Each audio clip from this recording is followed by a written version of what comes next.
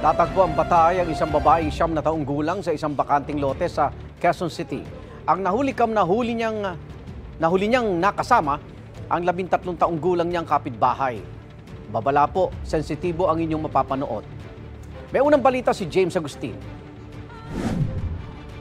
Napayakap na lang ang isang lalaki sa bangkay ng 9 na taong gulang niyang anak na babae nang matagpuan ito sa bakanting lote sa barangay Santa Lucia, Novaliches, Quezon City.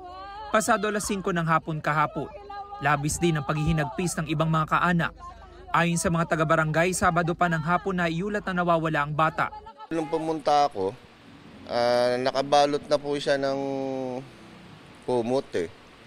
Kasi siguro po nung unang dumating doon na yung magulang mismo, nung nakita nung magulang na lalaki yung anak niya, binalot niya po kagad ng kumot kasi natagpuan po yung bata ayon doon po sa mga nakakita, ubod-ubad na.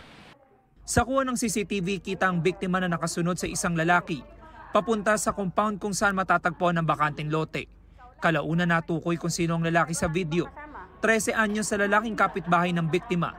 Inimbitahan siya sa barangay kasama ang tiyahin at nakausap ng personal ni Chairman Ruel Marpa. Sabi niya, nung madaling araw, doon nga po sila pumunta sa may Balbuena compound, bandang dulo. Magkasama po sila. Doon sa testimony niya po, ang pagkakasabi niya po sa amin nung gabi na yon ay sinakal niya lang. Pagkasakal niya, nawala ng malay. Doon na po ginawa siguro yung hindi dapat mangyari. Nasaksodiyan na ng pulisya ang menor de edad habang nagpapatuloy ang investigasyon. Inaalam pa ng mga otoridad kung may ibang kasama ang menor de edad, lalo pat hindi basta-basta makakapasok sa bakanting lote. Doon sa crime scene po, mayroong gate doon na nakakandado.